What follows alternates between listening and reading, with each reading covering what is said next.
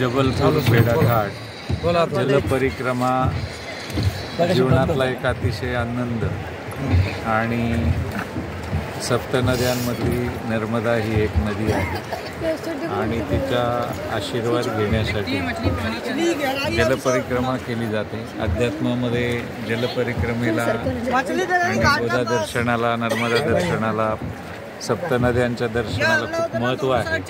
त्यामुळे आज आम्हाला हा योग आमचे सन्मित्र डॉक्टर विष्णू राऊत यांच्या समवेत येत आहे। त्यासाठी अशोकराव सूर्यवंशी, सौभाग्यवती सूर्यवंशी,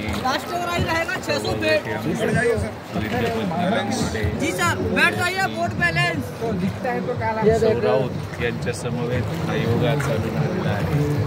जीवनातला अतिशय आनंदी असा हा क्षण आहे।